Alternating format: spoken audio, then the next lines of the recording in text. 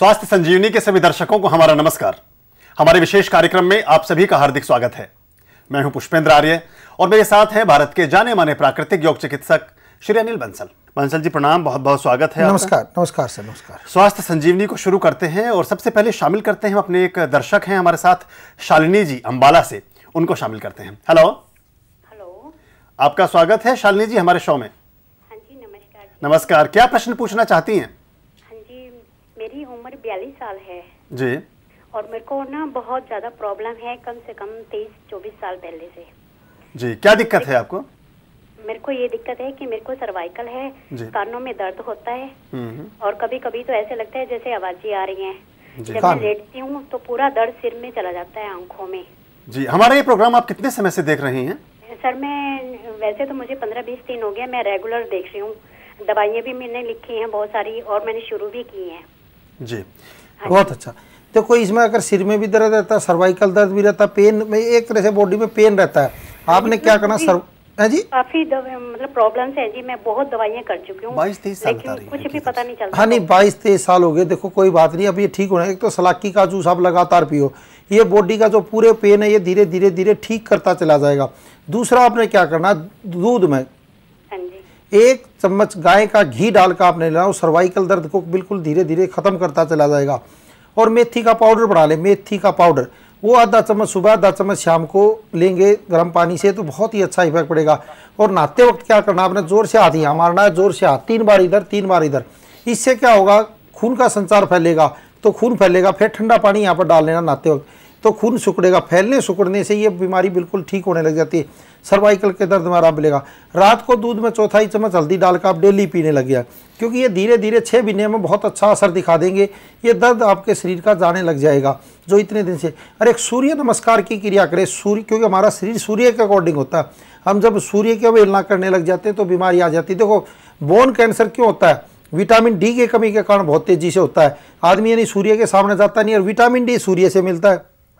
अगर हम सूर्य के सामने सुबह सुबह जाएं, उसकी किरणें ग्रहण करें, तो शरीर में इतनी ज़बरदस्त एनर्जी आएगी, कोई बीमारी रहेगी नहीं। जैसे मैंने बोन कैंसर का बताया, बोन कैंसर हो जाता है तो सबसे उसका अच्छा इलाज ही धूप है, और वो भी सुबह सुबह की धूप ले, अल्ट्रा वायलेट किरणें आती हैं। यानी सूर्य उगने से 15 मिनट पहले आप सूर्य के सामने चले जाए, फिर उसके बाद आधा घंटे तक सूर्य नमस्कार की क्रिया करें। 12 ही उसमें मंत्र होते हैं, 12 ही राशियाँ होती हैं, 12 ही देखो सालों के भिन्न होते हैं, तो 12 ही राशि और 12 ही उसमें आसन है। तो करोगे तो धीरे धीरे धीरे धीरे, मैं कह रहा हूँ 12 महीने में आप बिल्कुल ठीक हो जाएगा। जो 22 साल से बीमारी नहीं गई वो 12 महीने में ही जाने लग जाएगी। ये करें जी, इससे लाभ। और परहेज आपने क्या करना, कोई भी तली हुई चीज़ें ना खाएं, फ्रीजर आइटम ना खाएं, बासी भोजन ना करें, चाउमीन वाउमीन ये तो बिल्कुल भूल जाएं, और मैदा से बनी चीज़ें अवॉइड करें। घर की बनी हुई चीज़ें खाएं। ये आटा खाएं, गेहूं का, चने का, जौ का, गेहूं चना जौ बराबर मात्रा में लेकर रोस्टेड कर भून कर इसके आटे की रोटी खाएंगे तो बहुत अच्छा लाभ मिलेगा। और आभा मंडल की 7वें क्रिया जो हम बताते हैं वो करें, और सूर्य के सामने जाके देखना कितना ज़बरदस्त लाभ होता है। डॉक्टर साहब, बहुत सारे लोग हैं जो आजकल हमारी जीवन शैली है, कंप्यूटर पर हम काम करते हाँ हैं, जी, टेलीविज़न के साथ रहते हैं, एयर कंडीशनर में हम काम करते हैं, या ऐसे इस तरह के वातावरण में हमारे जीवन चलता है। ऐसे में दर्द बढ़ जाते हैं, खासतौर पर जो स्पॉन्डिलाइटिस और सर्वाइकल। ऐसे में क्या ध्यान रखने की जरूरत है? खाना पीना क्या होना चाहिए? एसी में तो रहना ही नहीं चाहिए। जिनको दर्द रहता है तो एसी, लेकिन मजबूरी है, चलो कोई बात नहीं, या कूलर में भी नहीं रहना चाहिए, पंखे के नीचे रहना चाहिए। तो दर्द तो ये बढ़ा देगा, क्योंकि निकल नहीं पाते, जो रोम छिद्र से जो पसीना निकलना था एक्चुअल में निकल नहीं पाता, वो दर्द वहीं का वहीं जम जाता है। तो ये चक्कर रहता है। खाने पीने में तो देखो दिन में छाछ पिएं, उसमें हींग डाल लें, जीरा डाल लें। अगर पेन रहता है तो उसमें हल्दी डाल लें, थोड़ी सी सौंठ डाल लें, तो इससे क्या होगा, जो पेन में आराम पड़ने लग जाएगा। क्योंकि जो गठिया बाय का रोग है ये बिल्कुल ठीक करने लग जाता है छाछ भी। और दूध से 20 गुना कैल्शियम ज़्यादा होता है। जब शरीर में कैल्शियम की मात्रा बढ़ेगी तो फास्फोरस बढ़ेगा, हड्डियाँ मजबूत होंगी, दर्दों में नहीं आएगी। और मटके का पानी पिए, हो सके तो मटके का पानी पीने से ही बहुत अच्छा लाभ मिलता है। क्योंकि जो फ्रिज का पानी होता है, गैस होती है, वो ज़्यादा नुकसान करता है। तो शरीर में मटके का पानी बहुत है।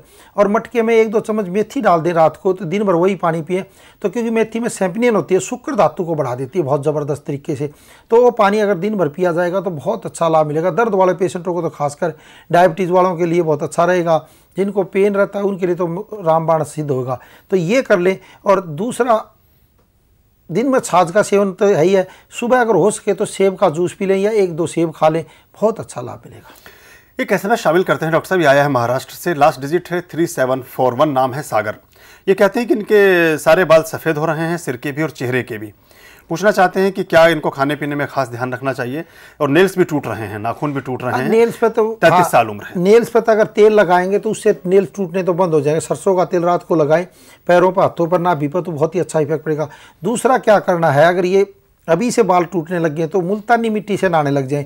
साबुन वाबुन का परहेज करें, सख्त परहेज कर ले साबुन का, केमिकल ना लाएं, कोई भी शैम्पू का यूज़ ना करें, तो उससे बहुत अच्छा इफेक्ट पड़ेगा, जो बालों में बहुत अच्छा इफेक्ट पड़ेगा।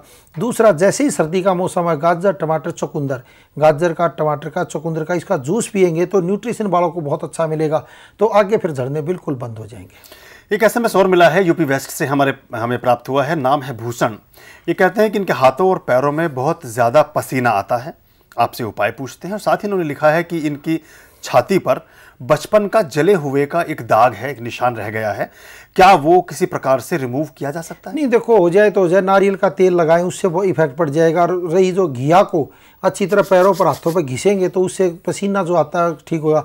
और आधा घंटा मुल्तानी मिट्टी का लेप लगाएं सुबह नहाने से पहले, तो उससे पसीना जो हाथों और पैरों में आता है वो बिल्कुल बंद होने लग जाता है। तो एक तो ये उपाय करें। और अनार का जूस पिए, दिन में अनार का जूस पिए तो बहुत ही अच्छा। दिन में छाछ, खाने के साथ छाछ का सेवन करें, हींग और जीरा डालकर, तो जो पसीना आता हाथों में वो बिल्कुल रुक जाएगा। एक SMS और लेते हैं, दिल्ली से प्राप्त हुआ है, नाम है सविता, उम्र है 23 साल। ये कहती है कि इनकी विवाह को, इनकी शादी को 2 महीने हुए हैं, लेकिन इनका पेट बहुत ज़्यादा फूलने लगा है, निकल आया है बाहर, मोटापा कह सकते हैं इसको, हो रहा है, ओबेसिटी। क्या करना चाहिए उसके लिए? तो पेट पर ठंडी पट्टी बांधे, कोई भी टॉवल ले, निचोड़ ले, टाइट करके पेट पर बांधे, ऊपर से कोई शॉल मुखलर बांधे, तो उससे जो पेट आगे निकल गया ठीक है। और एक बिस्तर पे भी खाना खाने के कम से कम 2 घंटे बाद जाएंगे रात को, तो बहुत ही अच्छा इफेक्ट पड़ेगा। क्योंकि कई बार क्या होता है, शादी होने के बाद बिस्तर पर आधा घंटे बाद चले जाते हैं, तो वो अवॉइड करें। और दिन में तो बिस्तर पर जाए नहीं, बहुत ही अच्छा रहेगा। अगर मियाँ बीवी दोनों मिलते हैं तो दिन में ना मिले, तो उससे ही बहुत अच्छा इफेक्ट। और खाना खाने के कम से कम 3 घंटे बाद हस्बैंड के पास जाएं तो और ज़्यादा लाभ मिलेगा, नहीं तो फिर पेट निकलने लग जाता है। ये थोड़ी चीज़ों का अवॉइड करें तो, और पेट पर ठंडी पट्टी बांधे, इससे बहुत अच्छा आराम मिलेगा। वीरेंद्र जी हैं हमारे साथ दिल्ली से, उनको शामिल करते हैं। हेलो। हाँ, नमस्कार सर। नमस्कार, आपका स्वागत है। क्या पूछना चाहेंगे वीरेंद्र जी? सर मेरे को सर बार बार मौसम की प्रॉब्लम होती है सर, बार बार मौसम आता है, आंतों में कमजोरी हो जाती है, जो मल को रोकने की ताकत उसकी खत्म होने लग जाती है, तब ये बीमारी आती है। तो क्या करना है, एक तो ठंडी पट्टी आप भी पेट पर बांधे, उससे आंतें मजबूत होने लगेंगी। मल को रोक, देखो मल है तो बल है, अगर मल ही निकल गया तो बल खत्म हो जाएगा। जैसे दस्त लग जाए किसी को, दस्त लगने के बाद चला फिरा भी नहीं जाएगा। आदमी मेरे से कई बार कह देते हैं मल से भी क्या बल मिलेगा, मैं कहता तेरे को 10 दस्त लग जाए, तेरे से उठा नहीं जाएगा। तो मल था तो बल था, अगर मल ही निकल गया तो एकदम बल भी खत्म हो जाता है। तो मल को रोकना बहुत ज़रूरी है। तो इसके लिए पेट पर ठंडी पट्टी बांधे, दिन में क्या करें, छाछ पिए हींग जीरा डालकर, तो उससे मल रुकेगा। और खाना खाने के बाद शहद में एक थोड़ी सी बूरा मिलाकर रख लें, वो 1 चम्मच खाएंगे तो जो मल बार बार जाते हो खाना खाते ही वो नहीं जाएगा। और कुछ दिन डालने सर है जी, शहद में बूरा, शहद में बूरा, हाँ शहद में बूरा। और कुछ दिन वैदिक अमृत का सेवन कर लो तो ये बीमारी ठीक होगी। क्योंकि आंतों को मजबूत करना बहुत ज़रूरी है, ना तो ये ताकत सारी चली जाएगी, फिर बाद में पछताते रहोगे। तो वैदिक अमृत का साथ में सेवन कर लोगे तो बहुत ही अच्छा इफेक्ट पड़ेगा सर। पेट से संबंधित जितने भी दोष हैं, पेट से संबंधित जो भी व्याधियां हैं, उनमें वैदिक अमृत रामबाण का काम करता है, बहुत ज़्यादा फायदेमंद होता है। बहुत सारे लोग हैं जिनके फीडबैक हम तक पहुंचते हैं और वो बताते हैं कि वैदिक अमृत से उनके पेट संबंधित जो भी रोग थे उनसे हमेशा हमेशा के लिए उनको निजात मिल गई है। अनिल बंसल जी भी इसी बात की ताकीद करते हैं। एक SMS और शामिल करते हैं, ये आया है महाराष्ट्र से, लास्ट डिजिट है 3652, नाम है सुनील बिरारे, औरंगाबाद से इन्होंने भेजा है, महाराष्ट्र से। ये कहते हैं कि माता जी को BP है, डायबिटीज़ है और अस्थमा है, क्या करना चाहिए? देखो BP है, डायबिटीज़ है, अस्थमा है, तो सारी बीमारियां होगी। तो क्या करना है, एक तो 1 करेला 3-4 टमाटर का जूस पीना है। 1 करेला ले, 3-4 टमाटर ले, इसका जूस पिए। और दूसरा आक का पत्ता, आक का दूध थोड़ी सी पतासे पर लगा के पहले 1 बूंद, फिर 2 बूंद, 3 बूंद, 4 बूंद, 7 दिन तक 7 बूंद लगा कर खा लें, इससे अस्थमा में आराम पड़ेगा।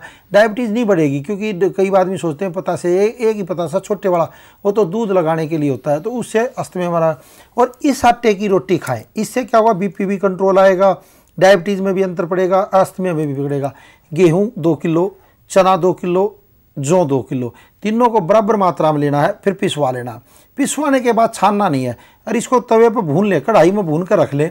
एक तो इसकी रोटी खाने लगे बहुत ही अच्छा इफेक्ट पड़ेगा। तो एक तो ये करें, आजकल जामुन आई हुई है, जामुन खाएं, और जो जामुन की गुठली बच जाती है उसको छाया में सुखा कर उसकी गिरी निकाल कर उसका पाउडर सुबह शाम फाँकी मारेंगे तो और अच्छा लाभ मिलेगा। और जो जामुन के पत्ते होते हैं छोटे छोटे जो कोमल पत्ते हैं उनको चबाएंगे और ज़्यादा लाभ मिलेगा, तो डायबिटीज़ में अंतर पड़ेगा। और खाना खाने से 10 मिनट पहले तेज़ कदमों से टहलें और खाना खाने के बाद फिर 10 मिनट तेज़ कदमों से टहलेंगे तो डायबिटीज़ में भी बहुत अंतर पड़ेगा, बीपी में। और बीपी अगर बढ़ा रहता है तो दाल चीनी ले, 1/4 चम्मच सुबह 1/4 चम्मच शाम को दाल चीनी का सेवन करेंगे तो उससे बीपी में बहुत अच्छा इफेक्ट पड़ेगा। साथ में तरबूज के बीज की गिरी ये भी 1-1 चम्मच सुबह शाम खाएंगे तो बीपी बहुत अच्छा इफेक्ट डालेगा। और अदरक के पानी की भाप लें, छाती पर सिकाई करें तो उससे जो दमे का रोग है इसमें बहुत अच्छा आराम मिलेगा। डॉक्टर साहब, बहुत सारे लोग हैं, जैसे हमने भी प्रश्न लिए हैं, पेट से संबंधित है, खासतौर पर मोटापा बहुत ज़्यादा बढ़ रहा है, धीरे धीरे लोग वेट गेन करते जा रहे हैं। क्या कौन सी चीज़ ऐसी है जिसका खास तौर पे ख्याल रखना चाहिए मोटापे से बचने के लिए? देखो, एक तो तली हुई चीज़ें ना खाएं, फ़ोन पर लेटे लेटे बात ना करें, बैठे बैठे बात ना करें, फ़ोन भी सुनना हो तो चलते चलते सुने, उससे बहुत अच्छा इफेक्ट पड़ जाता है। और मैदा की चीज़ें ना खाएं, मैदा की चीज़ें खाने से मोटापा बहुत तेज़ी से बढ़ता है, फ्रिज आइटम खाने से बहुत ज़्यादा बढ़ जाता है, जो बाज़ार की चीज़ें खाने से बहुत ज़्यादा बढ़ जाता है। तो इन चीज़ों को थोड़ा अवॉइड करेंगे तो मोटापा नहीं बढ़ेगा। इस आटे की रोटी खाएं, गेहूं, चने और जौ की, इससे क्या होगा, मोटापा घटने लग जाता है। तो ये चीज़ करें। अरे अब तो गर्मी का मौसम है तो 1-2-3 नींबू गर्म पानी में निचोड़ के 1 चम्मच शहद डाल कर लें। सफ़ेद पेठा जिसकी मिठाइयाँ बनती है इसका जूस लें तो वेट बहुत तेज़ी से कम हो जाएगा। प्राकृतिक योग चिकित्सा में ऐसा कुछ भी नहीं है जिसका निदान न किया जा सके, ऐसी कोई रोग, ऐसी कोई बीमारी नहीं है जिसका समाधान न किया जा सके, बशर्ते आप पूरे धैर्य और पेशेंस के साथ उसका इस्तेमाल करें, अपने जीवन में उसको आप आत्मसात करें। चर्चा हमारी बनी हुई है, आप देख रहे हैं स्वास्थ्य संजीवनी। लौटते हैं छोटे से ब्रेक के बाद।